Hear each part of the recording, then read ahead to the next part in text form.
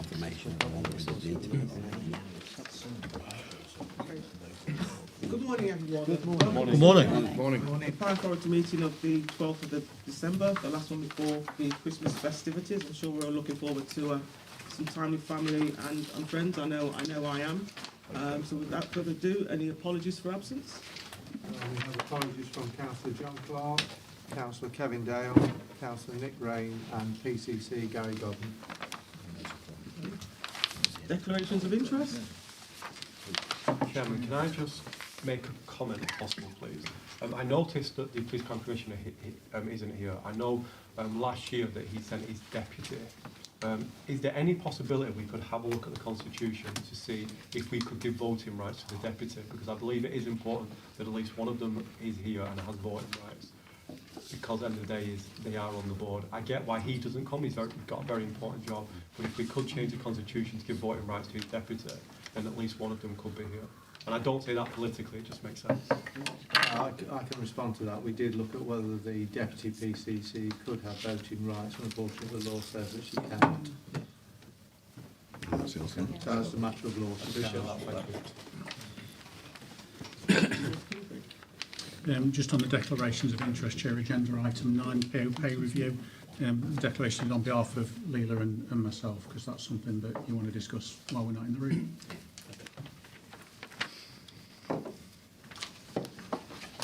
Okay, we've moved to item 3, minutes of the meeting of the 19th of September for confirmation. I wasn't at the meeting, so all want to agree that they reflect. Yes. Yeah.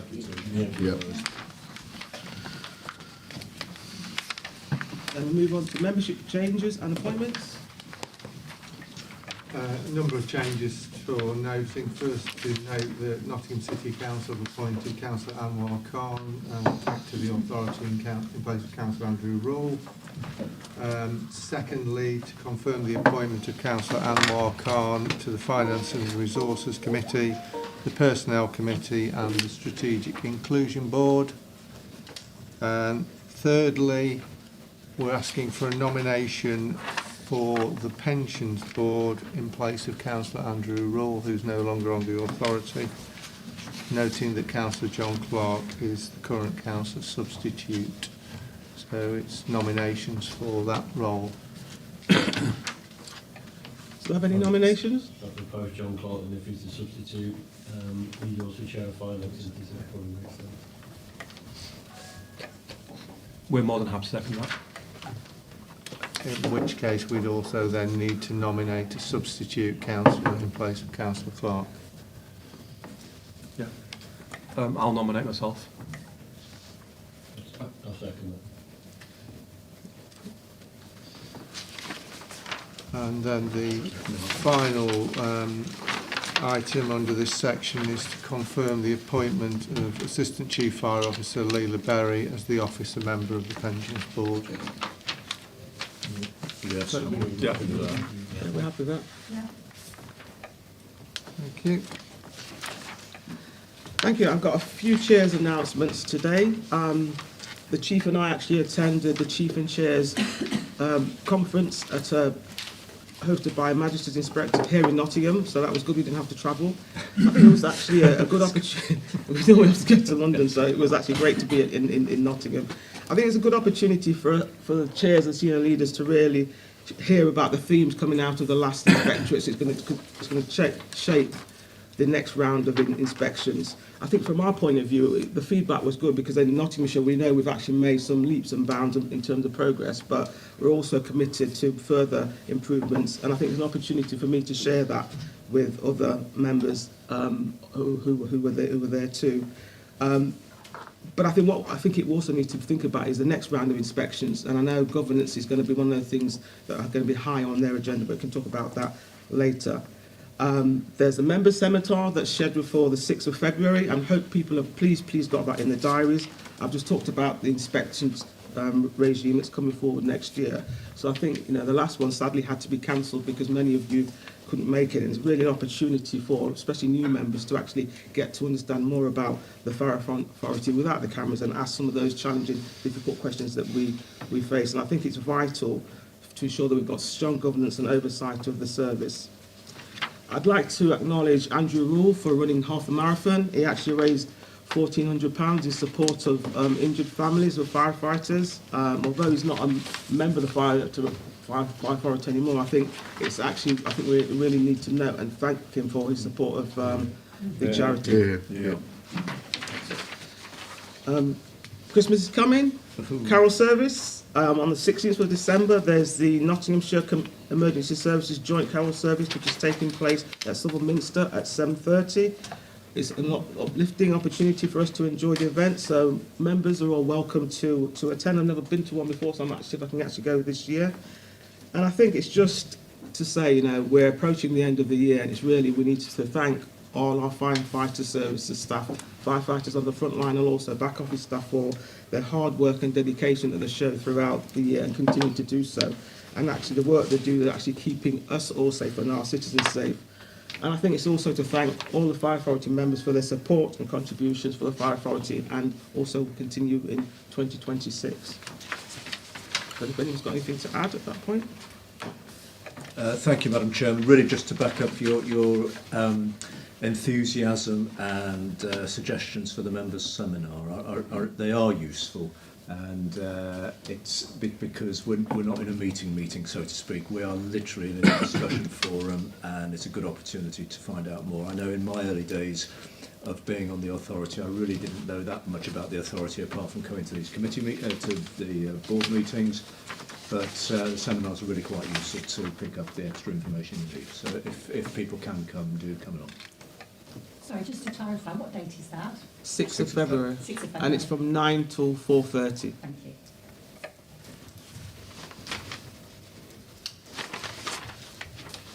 So if we want to move on to the meaty part of the agenda, Treasury Management Mid-Year Review, item 6. Yeah. Yes, thank you, Chair. So this report is just for members just to consider the mid-year position of our Treasury Management. So this report is a requirement from the SIP for Prudential Code. Put your mic on.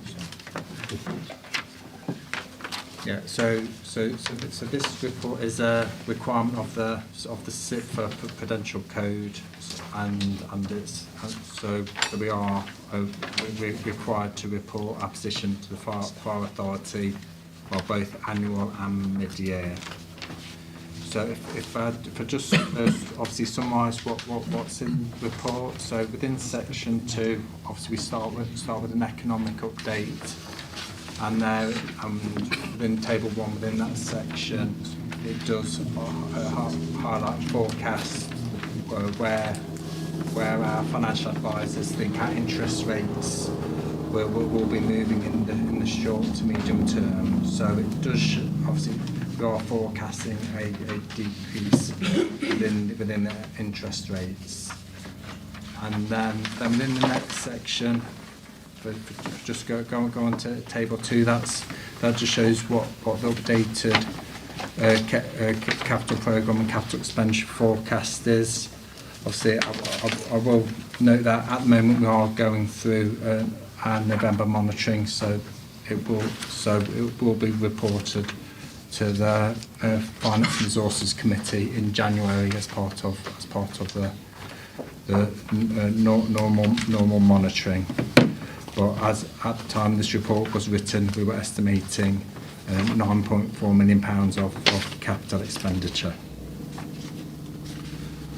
So then within paragraph 2.9 and table 3, this is just showing what our capital financing requirement is. So the revised estimate compared to where we thought we'd be at the beginning of the year was 43 million, and at the moment we are forecasting 40.4. So that decrease is due to the capital receipt from the old headquarters and the current policy we have in place to use underspend revenue to reduce our debt and ongoing costs. So within this report, we're just obviously noting there's no change within paragraph 2.11 within our authorised limit, and on within paragraph 2.12 we are noting that we have received an additional pension grant of £9.9 million this year. So at present we are carrying more cash and more investments than what we were forecasting at the beginning of the year. But I'll cover that further when I go into the potential indicators. So within the annual investment strategy, one thing to note in paragraph 2.27 is a development we've made within the finance team is we're now looking to explore and implement using money market funds, which NFRS hasn't used historically. But by using them, obviously we are hoping to get a greater return on our investment portfolio. So paragraph 2.29, that just highlights that at the beginning of the year we did forecast £427,000 of investment income, but the current forecast currently stands at 521,000. That increase of 94,000 is due to that excess cash which we hold and we didn't forecast at the beginning of the year. So then onto the last table, table 4, which just shows our prudential indicators and where we are forecasting to be. So we are within our indicators, except on 2 instances. So the first, under local indicators, the first one where it mentions upper limit for internal borrowing, as a percentage of capital financing. We set a limit of 20,000 at the moment, 20%, and at the moment the year-end estimate is 23.4. So we're admitted that slightly over our approved limit by 3.4%, but that is because again it's a large pension grant, so we are carrying more investments on that one. And then the portion of net debt to gross debt, it's where we set a limit between 50 and 85%. We're currently at 29.77, but as the pension grant gets paid out, we are estimating to be just under 79,000 at year end. And then within the last one, the investment yield benchmark, where we base ourselves on the SONIA rate, which is 4.09, and at the moment we're getting 3.96. But as I mentioned earlier, we are looking to increase that by using the money market funds. And then within the appendices to the report, it just shows what.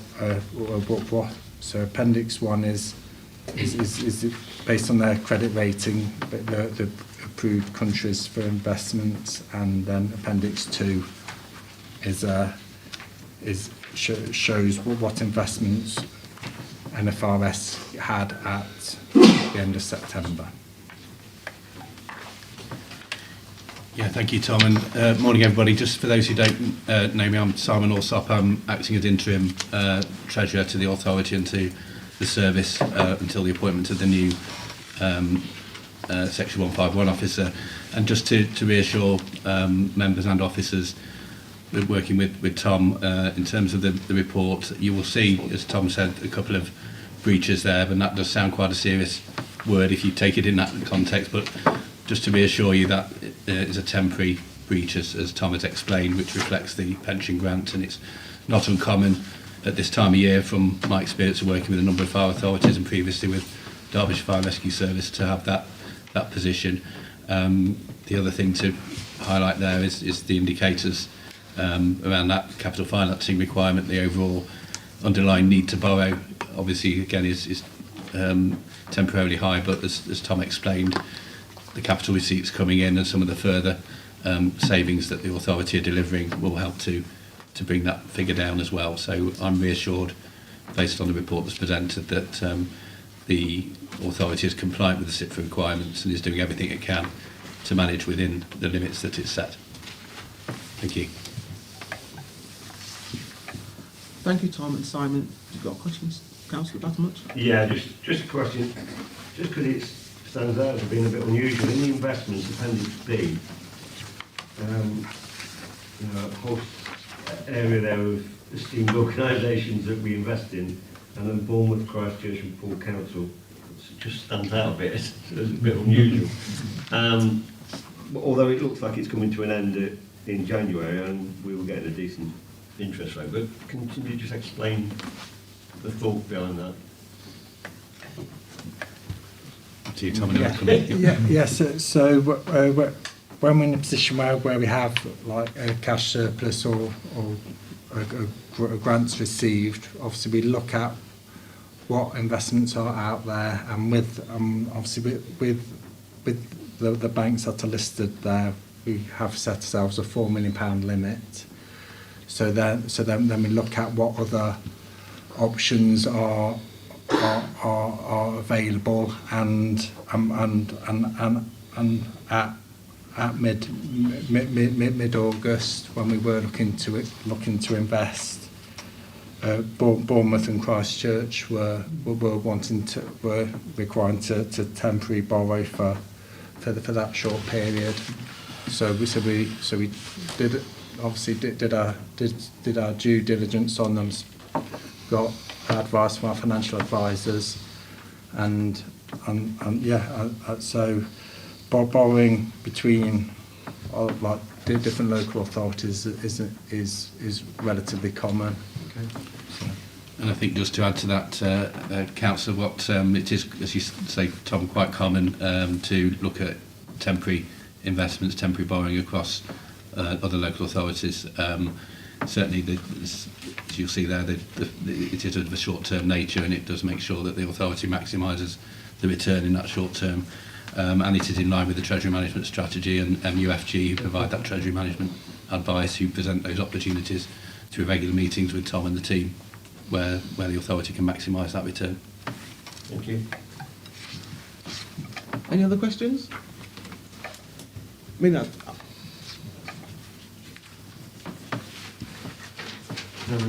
Thank you.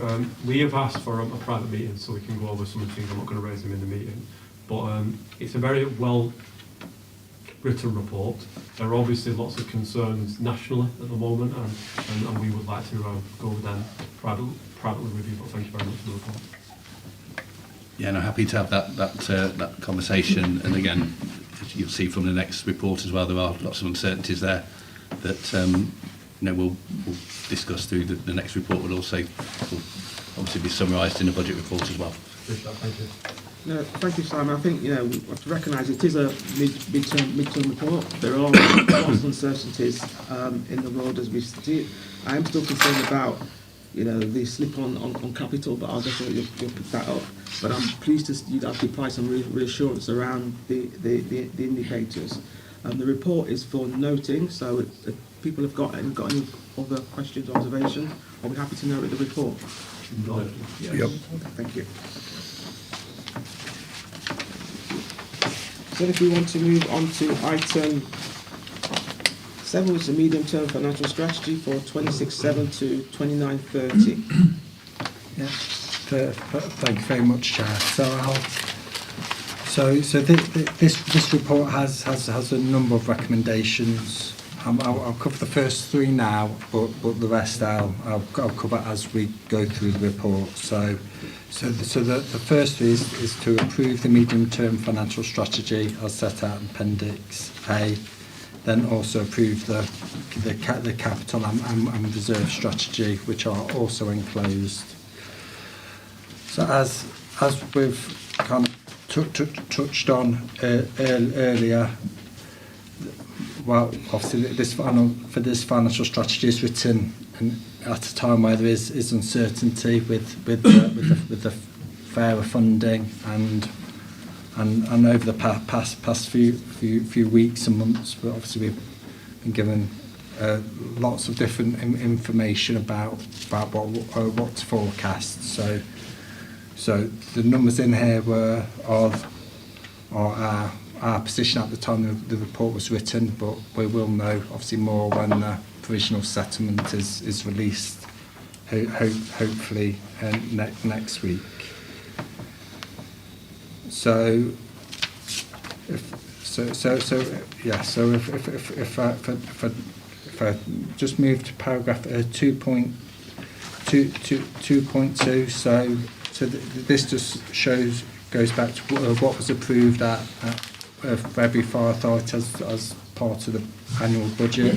So for this year we did have a deficit of 260,000, and then at that time we did forecast a deficit of 1.7 million this year and 2.3 in 27-28. So the other sections just cover the efficiency strategy, but if we move to council tax. So table 1 shows obviously some of the options around council tax. So at the minute for Band D, it's £97.21p, and then with the 2.9 increase, it's £100 8 pence, or £5 increase, it is £102. And then the additional income that creates is for the authority is also shown in that table. Just to note that within that table it does assume that the council tax base has increased by 1.17%, which is worth just under 400,000. And that 1.17 is based on the information we've received from the local authorities who collect the council tax. So then if I just move on to the reserve strategy. So paragraph 2.11, at the end of March we're forecasting to have reserves of around 9.2 million, which is split 5.1 which is general fund and 4.2 earmark reserves. So the following paragraph is, which I will touch on more later, is where we are recommending the authority to have a minimum general fund reserve balance of 4.635 million. But as I just mentioned, there's further detail of that within the reserve strategy. But obviously it does highlight that our highest risks are within the pay award, ability to set a balanced budget, or failure of bank or investment counterpart. So paragraph 2.13 is what covers a recommendation 5, where we, as part of the NTFS, we've done a review of our revenue reserves to identify if what items are no longer required and any new reserves. So and part of that we identified £243,000 which we're wanting to reallocate.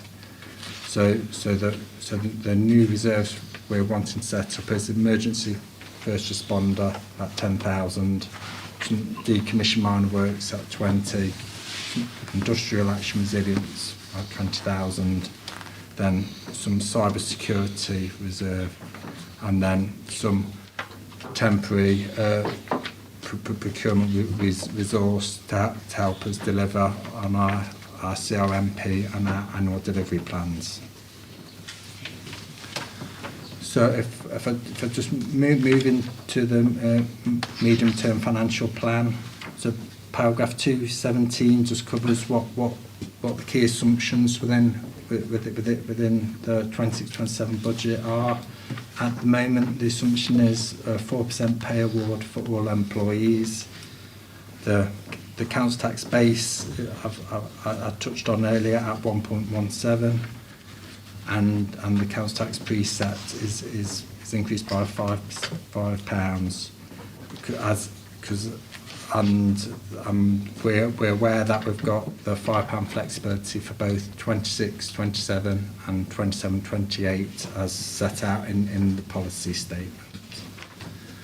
And then the settlement funding and revenue grant is as advised by our external financial advisors. But as I touched on earlier, that is a bit of a moving picture, and it won't be known, or is so the figures were accurate at the time the report's written, and we'll know obviously more when the provisional statement is released. So 218 just covers what the base scenario means. So it means a £0.3 million deficit in 26-27, and then that increases to 1.4 in 27-28 and 1.8 in 28-29.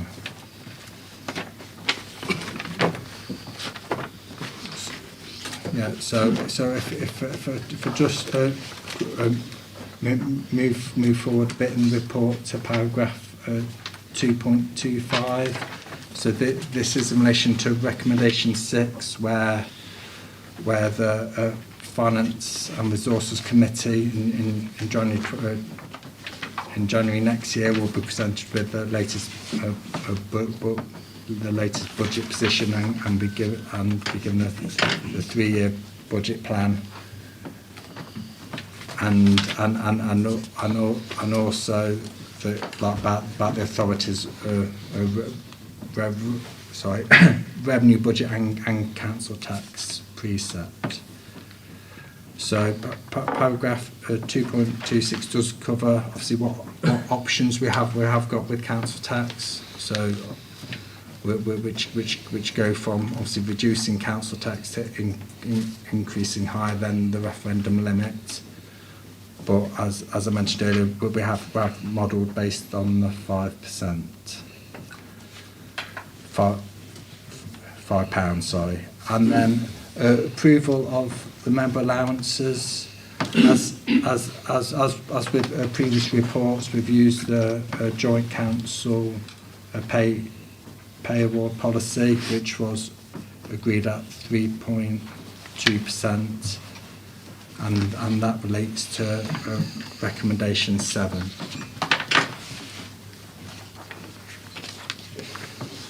So if just move over quickly, and I'll just summarise the main strategies.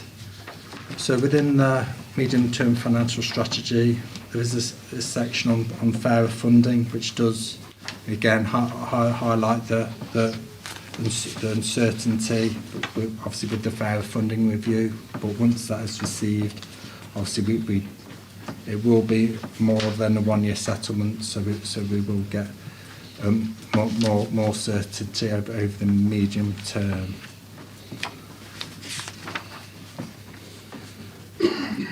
Then within paragraph 4.14, that confirms that 3.2 was agreed for all firefighters and support staff for 25-26, and our assumption is 4% increase for 26-27, reducing to 3% for 27-28 and 2% for 28-29.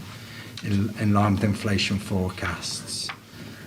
But we are waiting some guidance from NFCC in relation to a national position.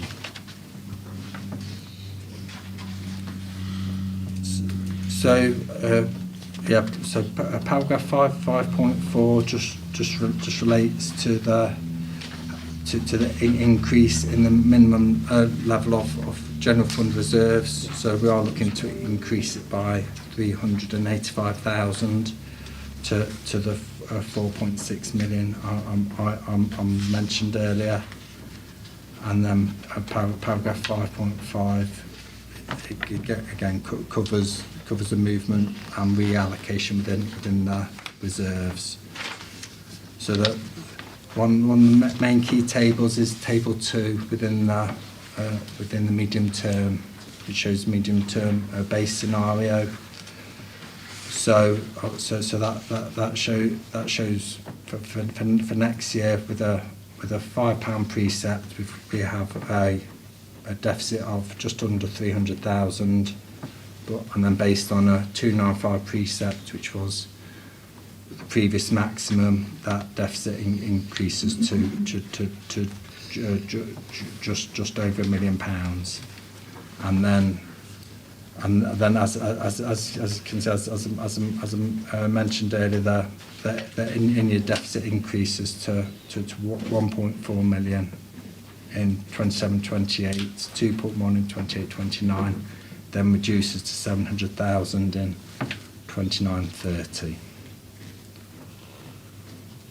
So then the paragraph 6.7 just notes, obviously, as I mentioned, we have assumed a pay inflation of 4%.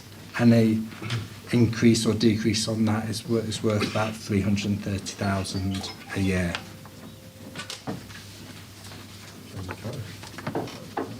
Then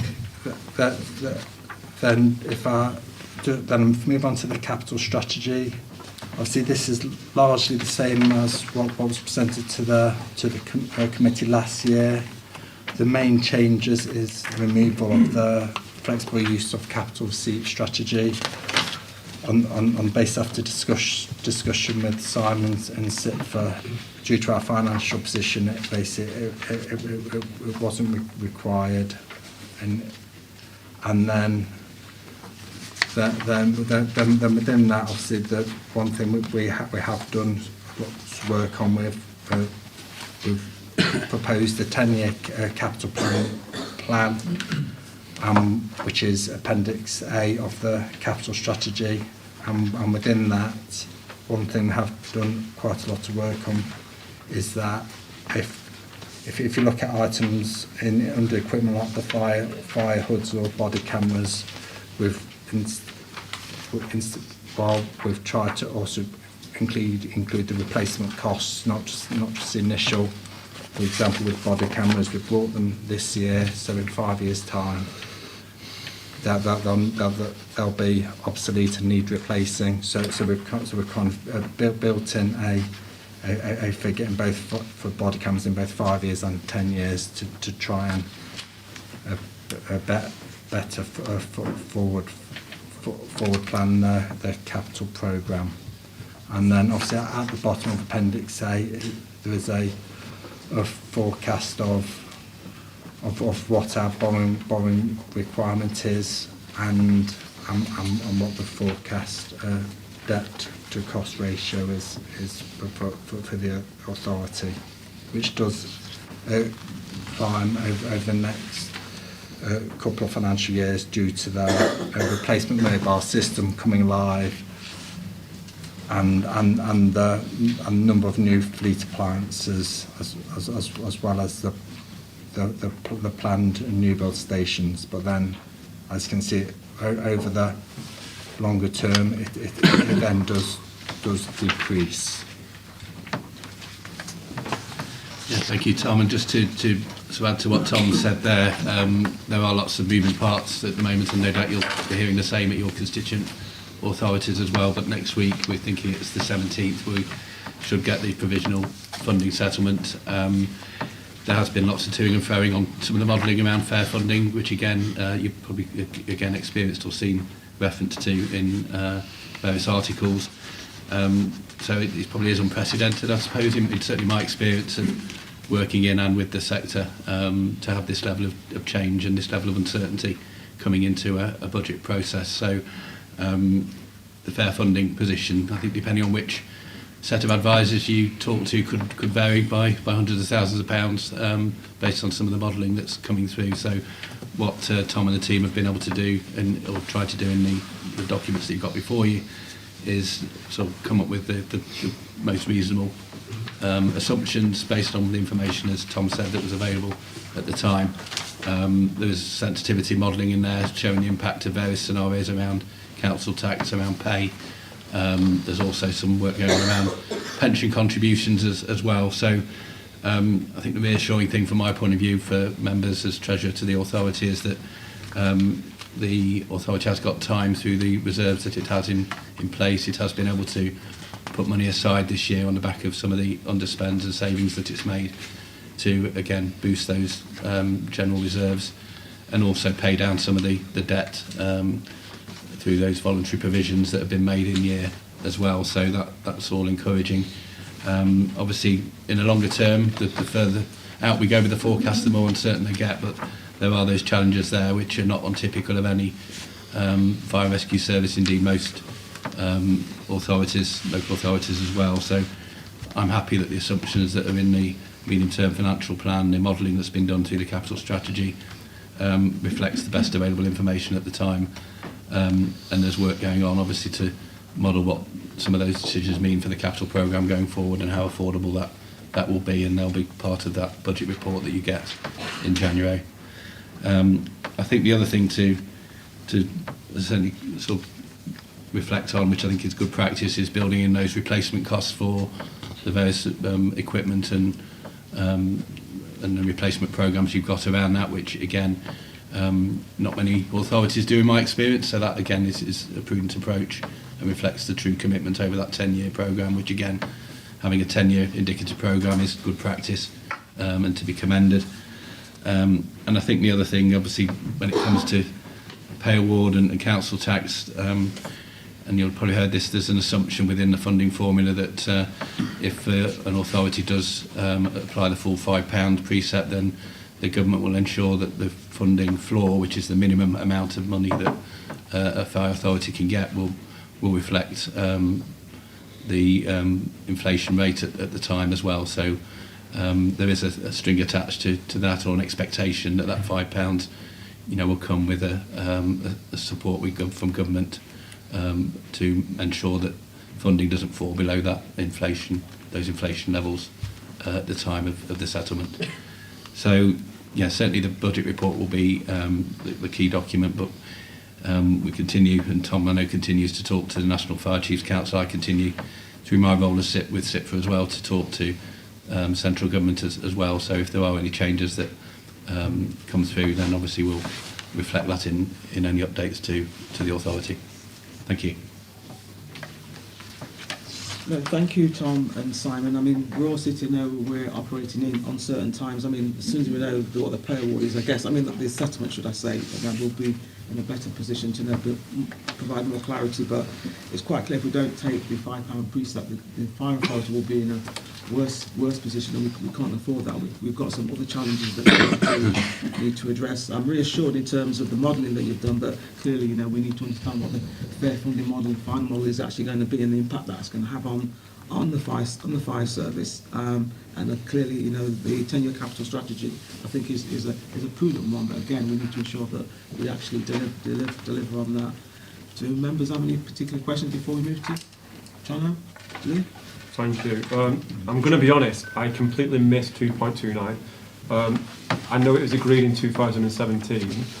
And I'm not saying this for a political point at all. However, I think in the climate we are in, where we are looking at dipping into reserves yesterday, that we need to be questioning what the analytics look like in increasing what we get paid by 3.2. Now, I'm not saying that we shouldn't.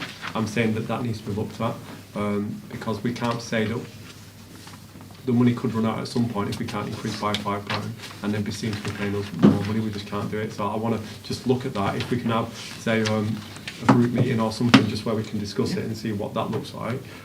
Again, my group have asked for a meeting on the finances because we do have questions. And I think we've been here a long time now to know that if we don't increase by £5, certain projects, I know Reform to my right have been championing about a new build over in there. That won't happen if we can't provide a £5. There's certain services that me and the Chief have spoken about rolling out stuff and doing things that I know he's passionate about. Again, we wouldn't be able to do it, and we need to be able to do it. Nobody wants to increase council tax, but this is a service where if we don't have a great service that we have had, people die and lose their lives. And also we're asking our staff members to do something that we wouldn't do. We need to give them the best equipment. So again, happy to support this in principle, but we do have questions. Richard? Thank you. Could I just ask about the earmarked reserve part of the report? Paragraph 2.13 and 5.5. So on the one hand, we're showing that we've identified 243,000 no longer required, so fine, and we're reallocating to the items listed on page 48. Are we able to get an idea as to, do we need to know what those unneeded spends were, or have we had that before? And also, just out of interest really, what's the procurement temporary resource for 133,000?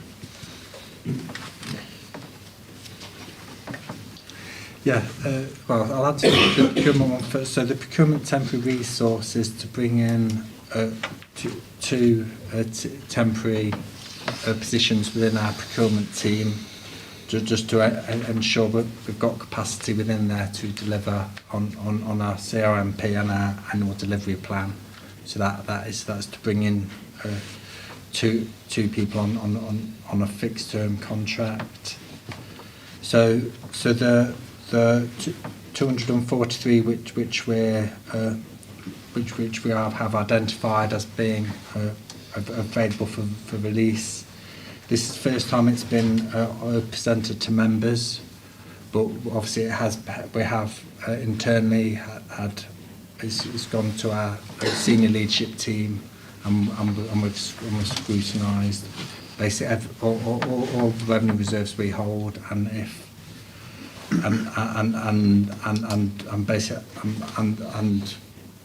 identified what balances we're carrying, what commitments we've got against them, and these are the lines where we had set money aside, but it's not as it's identified as no longer required.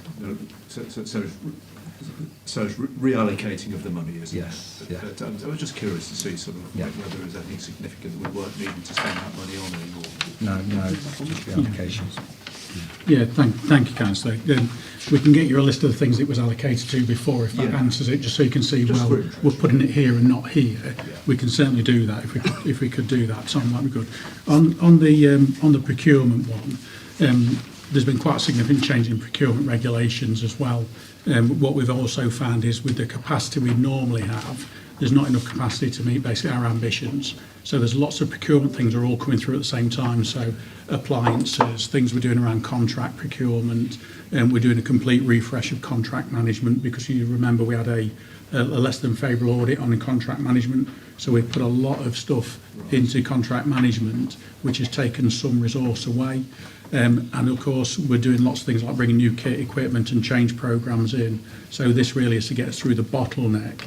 And we think it's about 18 months, I think, of that bottleneck, which kind of, if you looked in line of the debt ratio, you can see where your capital programme is. We're doing all these things, then hopefully it should taper back off, hopefully. The concern for me as the Chief is we kind of embed that capacity need as opposed to dealing with our ambitions. So there's some tensions around that, but hopefully that helps. Hopefully that helps. Helpful. Yeah, thank you. And I think just to add to Craig's comments there, obviously again in preparation for the budget coming up in February, it's certainly really expected that we would review those reserves as you would anticipate, and often some of these are set in the initial budget paper early in the year. So obviously what we don't want to do is make recommendations coming up to the budget when we know there's reserves there that aren't being used appropriately. So again, it's part of that continuous process that the team will go through. So we look forward to the budget papers then. Yeah. If I can, Chair, just come back to Councillor Lee's point about the debt and relying on reserves. I think you do have an agreed £1.2 million budget pressures reserve to deal with that. We built up the underspend, of course, and we paid some of our debt off, which has helped lower the debt ratio at the front end of those numbers of years. And with luck or crook or however way, shrewd financial planning is what I should say. We've not really dipped into those reserves to balance the books generally. There's been the odd bit here and there, I think, over the years, but not too much. So it's certainly a moving feast. I go back to when you first appointed me as the chief. We were facing 2.2 million in the February of deficit. It went to 3.3 million the same year of deficit. It didn't end up being anything like that after the budget settlement. It just moves so drastically relative to the scale of your budget, because we are relatively small in terms of public sector budgets, but the percentage swing is quite massive at times. Thank you. Councillor Battermuch? Yeah, I just want to say from this side that we're very pleased with the thoroughness that's being put into this by the finance team. You know, there's a lot of work here that's going in. We're being regularly kept up to date at group officers. We've had that discussion at group officers about the necessity of the £5 council tax increase, and you know, if we can take that cross-party going into the budget meeting in February, I think that will give the authority and the finance team the assurance they need to kind of keep the show on the road. Obviously there's some moving pieces at the moment in terms of the final settlement, you know, what pay awards might be, etc., etc. But I think we're assured that there is a strategy here from the authority that is thoroughly being looked at, and we support that, and we'll come back obviously in the February meeting for any crucial decisions. But you know, say to people around the table, let's keep the discussion going through group officers, so there's no surprises if we get to that stage. Thank you, Councillor Battermuch.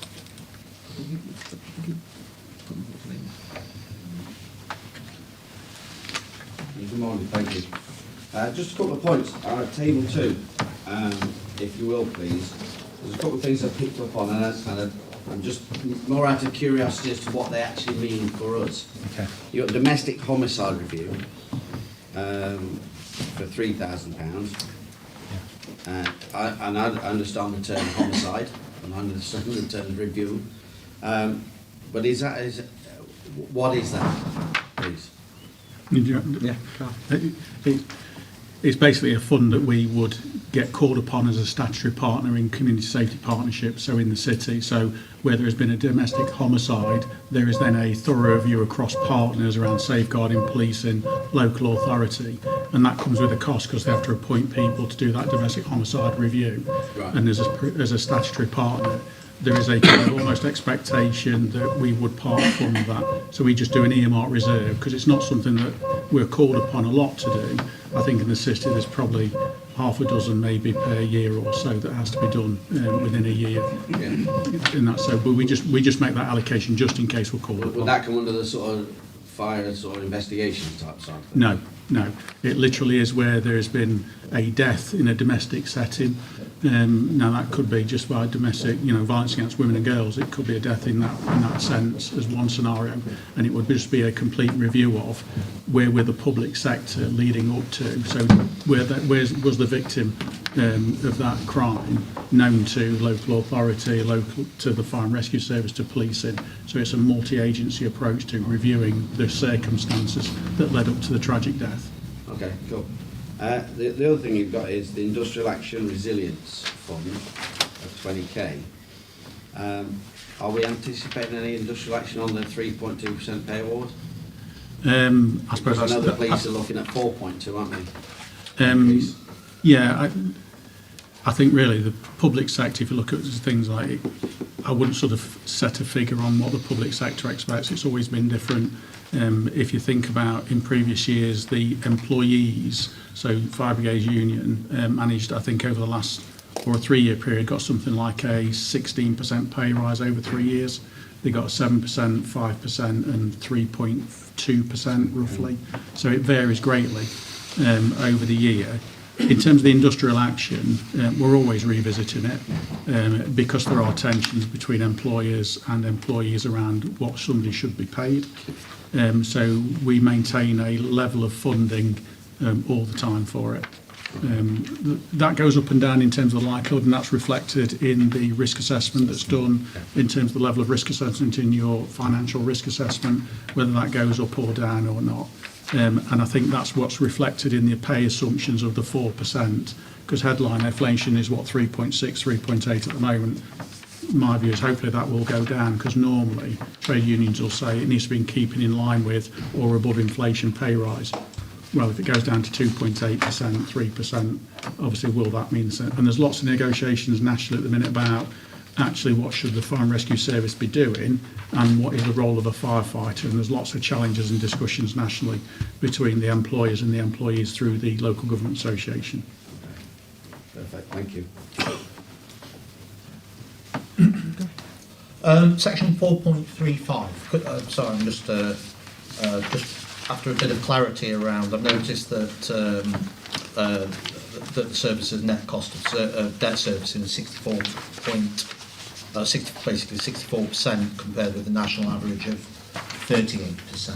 Yeah. Could you just explain that a little bit more and where we expect that to be? Yes. Well, so within the fire authority or across the fire service, the way each fire authority deals with the debt is, or deals with the capital programme, is historically been significantly different. So it's about a 50-50 split. Half the fire authorities within their base budget have built in to fund their capital programme through the council tax and funding they get from government.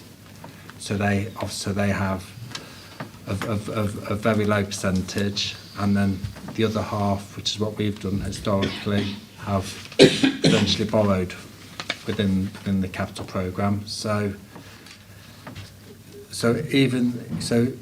that 64 does look high if you compare it, but half of the authorities are ranging between 50 and early 70s, and the other half are low 20s. So it's not quite as easy as what that paragraph sets out. Sorry, Sorry. I think just to add to what Tom said there, there's no right or wrong way of doing it. There's certainly recognition in making those provisions to repay debt in year, and you'll have seen previous reports on that to try and bring that down closer to the average. But obviously it does depend what the interest rate position is at the time of taking out that borrowing. There's, I think the key thing is that within the prudential limits there is a recognition that where we can, as an authority, we will look to reduce that debt, but obviously that's balanced with the operational need around the estate, as you can imagine. Yeah. Thank you. I mean, as we can see from today's discussion, there's lots of moving parts. There is lots of uncertainties and lots of views around, the treatment of certain reserves, etc. I mean, to support what Stephen said, I think I would encourage individuals to, speak to officers, have those meetings, keep those conversations going in group leaders.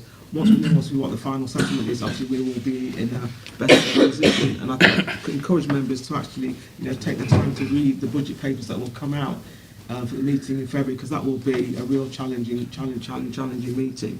But that said, I think when we compare ourselves to other fire authorities, I think we're actually in a relatively decent position. I think I obviously need to thank the officers and Simon for the work they've done in actually pulling this paper together, because actually thinking about everything moving and the assumptions that they've had to use, I think we've got to give them credit for that. But that said, as fire authority members, obviously we're here to scrutinise and challenge and actually obviously make the best for our service. But I think if that said, if members don't have any other questions or observations, I think it's about going through each recommendation and actually. Do you have a question? Yeah, go ahead. Thank you, Chair. I consider it's a very thorough report after a long time. I can see that it's really good to see something like that. But I think there are a couple of things I want to touch upon. One is on pension things. That, as you can see on the report, do we anticipate any operational risks arising from the pension costs being rolled into RSG after 26-27? On the pay ward, what is the contingency plan if national pay settlements exceeded forecast levels? And the last one I wanted to ask you on is corporate risk risk register. That we all know this, given to the cyber attacks is happening quite often everywhere now. To look at that is become one of the top risk. Cyber attack is, and one of the top of the organizational risks that we facing our time. So how resilient are our backup systems and the incident recovery plans on that? And what would be the financial cost if we couldn't set a balanced budget in future years?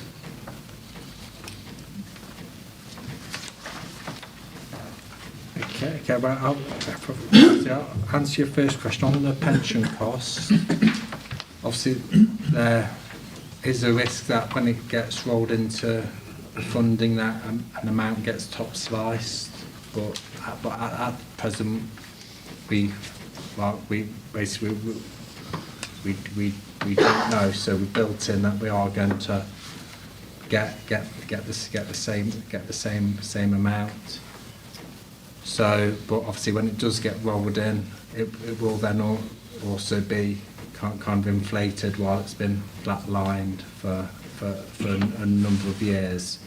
So, because historically when other grants have been rolled in, like I said, there is a bit which is top sliced off before it's then divided back out. But we don't know on that. Within the pay award, within the budget assumption in there, we have built in a 1% contingency. So even though I've built a 4% pay award in for employees, there's a 1% within the budget going forwards, just to give us that, just for prudence and give us that basic protection if it does come over what we have got in the budget, and that's consistent with what we did for this year as well. Because for this year we did forecast 3% and put 1% in a contingency budget, and then when it was settled at 3.2, it didn't generate a pressure for the service. I think perhaps just to just absolutely agree with Tom's assessment there. There are uncertainties when grants are rolled in, but there is that upside potentially if they are subject to that annual inflation increase through the pay award and the government's commitment at the moment to fund fire authorities to the floor, which is the minimum funding level I mentioned earlier, does give some reassurances as well that there's some protection built into the fire service funding, and indeed that was a bit of a surprise when that was announced in the policy statement a couple of weeks ago. And perhaps just thinking about some of the others around, I think balanced budget was asked about, and pay, you covered pay, Tom, there. Yeah, there are pressures over that medium term, as you'll see from the forecast, but I think they're not until, as I said earlier, the position that the authorities found itself in for a number of years now. Certainly when I left Derbyshire 3 years ago, the sort of the trend and the profile that we're seeing on the papers today is very similar to that I've seen, that we saw there. So I'm reassured that there's time to manage some of those challenges, look at what the authority might need to do to respond to that as well.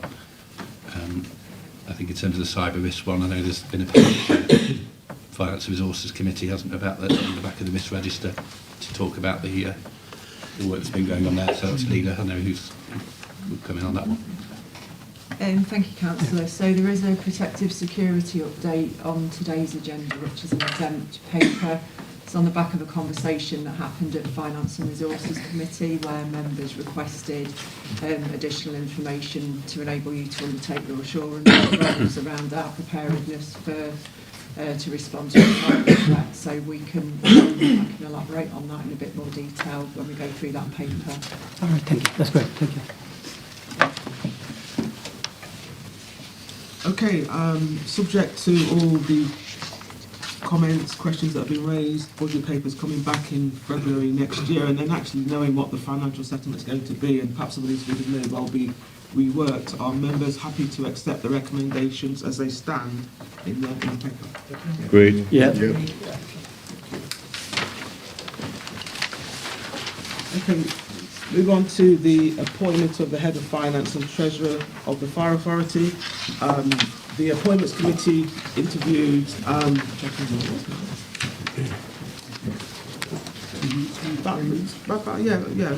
recently. So recently. 2 months, yeah. Tom, Wow. would know, Tom would know even better than us.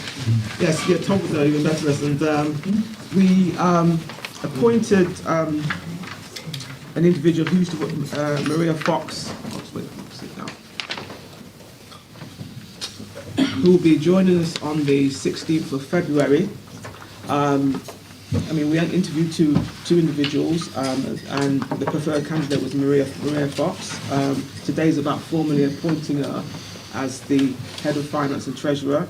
As I said, she'll be joining us on the 16th of February. She'll be attending the Financial Resources Committee on the 16th of January, and actually will be attending the member seminar on the 6th of February. So really today is really an endorsement, and I don't know if anybody, members of the Appointments Committee, wanted to say anything, those that were present, part of the interview panel, but this day is formally appointing her to the Fire Authority.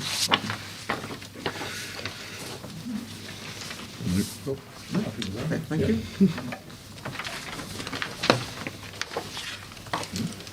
This is where you need to exit. This is where we need to leave, Chair.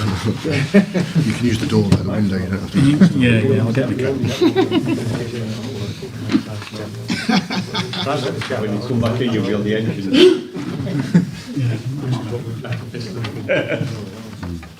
I think if we just note, officers have left the meeting because we're now going to discuss item 9, Principal Officer Pay Review. Thank you, Chair. This is a joint report of myself and the Treasurer. Essentially what we do every 2 years, we undertake a review based on a benchmarking arrangement that had been previously agreed by the authority, where we measure the Chief's salary against a comparative group of other fire and rescue authorities of a similar size. There are 12 other authorities in that group, which are set out in the report in Appendix B on page 85. On this occasion, we haven't had responses from all of the 12, only 9 have responded, and those responses are set out in Appendix C on page 86. From the information that we've received, we are of the view that the Chief's salary is in the right range, and on that basis we are not recommending any change to the current arrangements. One thing I would highlight from the information that I have picked up is that in other authorities there have been a number of new chiefs appointed, which has decreased the level of the salary because they don't get paid 100% at the outset. So it will be 90%, 95% and then 100%. So the recommendation set out on the front of the report on page 79 is that you consider the information, but that we maintain that it's the current rate. But I'm happy to answer any questions should you have any. Thank you. Yeah, it's interesting because we shouldn't be solely going off what other fire chiefs get paid, right? Because we could end up, and I think we have got one of the best fire chiefs in the country, and we might want to keep him and not want to lose him, so we want to pay him more money. Or you might end up with one that you're actually not that bothered that you lose, so you want to pay them less. And I think just going off what everybody else is paid doesn't take into consideration that you might actually want to pay them more money because they have something specific that we do here that makes it more stressful, that thingy. So I think we need, I'm happy to agree this, but I think in the future we need to have more information about what is their role in comparison to the other roles that we are, because it might be the same size, but do they have a city? Do they have as much role as we do? What is the capacity on stress? What is the capacity on staff numbers? That would have been more helpful, but I appreciate the report and I'm happy to go with the recommendations. Yeah, I mean, just responding to Councillor Lee's point, I mean, I think that's the whole purpose of going out of getting the comparator salary levels. I mean, there's quite a range, you know, an almost, £40,000 range between the lowest and the highest there. So I think some of what you're saying is probably reflected certainly in that as well, down to experience and the role. So Would it be helpful if there was detail? That's all I'm saying. Yeah, I'll take your point. But yeah, I mean, I think it's good to note that we are within, the ballpark. I think we're beyond ballpark, aren't we? Because we're at the top end. There's only one. Can we have some order, please? Can we have some order? Thank you. I think coming back on the point, I think the point I made about the fact that our chief has been in post now for a while, and some authorities have new chiefs, which has then depressed the level of salary. We are within the range, towards the top end of the range. Certainly taking on board Councillor Lee's points, yes, we can provide further information and we can look at the mechanisms that we utilise to determine the arrangement. Sure, thank you. I mean, I think it's just to support, but also to challenge what's been said. I think, we do have an excellent fire chief without a shadow of doubt. We wouldn't want to lose him. My question would be, Malcolm, is that, do you know why the others didn't respond to the review? And if they did, do we have any flexibility to actually do anything before the next review? I don't know why they didn't respond, to be honest. I can find out. I can certainly provide you with information at a later point. Certainly we have flexibility prior to the next review to look at the mechanism. Happy to do that. But the current arrangements are it is a 2-year review, and we have, of course, the existing contractual arrangements with the present chief anyway.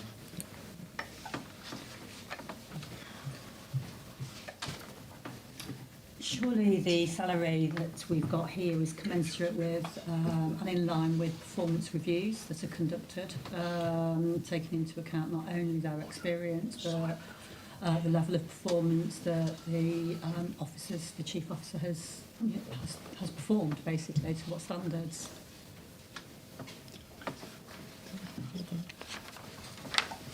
I don't think there's any question that the chief officer has performed in accordance with the duties and requirements, and I do take your point that had he not met the requirements along the journey going from 90 to 95 to 100%, he wouldn't be at 100% of salary, and the same would apply to the assistant chiefs. Bear in mind we've got a new assistant chief in post as well as an existing chief, so yet again they don't reach 100% unless they meet their PDR requirements. I was supporting it. Oh, yes, yes, I take that, yeah. Just making it clear.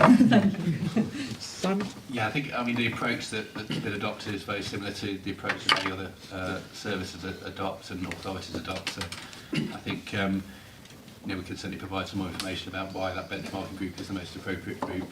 The pay policy statement does set out the process that the authority will go through and the basis for and all the things that get considered as part of the chief officer pay structure. So again, that will be updated in the new year, so that might be an opportune time to look at the pay policy statement and just again put a bit more detail into that document, which is publicly available, to explain how you as an authority determine what an appropriate salary is. There's detail in there already, but it could be that could be enhanced to reflect some of the questions that have been raised today. Are we happy to note the contents of the report? Yep. Yeah. Okay. Yep. Let's want a tea break. We need to get them back in.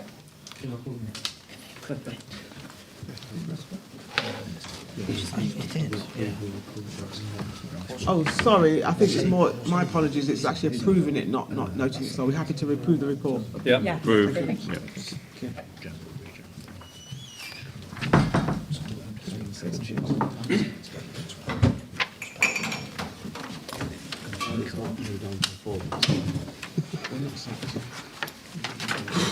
Councillor another week. Item 10, committee outcomes. Just the name. They're for noting, unless we've got any observations from that. I think going forward, we're probably going to have chairs of committees actually just giving some key highlights from there, because I think it's important that not everybody actually sits on all the committees, and it'd be good to actually gather an overview of actually what's happening across the authority. And then we move to exclusion of the public. To consider excluding the public from the meeting during consideration of the remaining items in accordance with section 100A of the Local Government Act 1972 under section 12A, part 1, part 3, and on the basis that having regard to all the circumstances, the public interest in maintaining an exemption outweighs the public interest in disclosing the information. Thank you. I don't know. Thank you.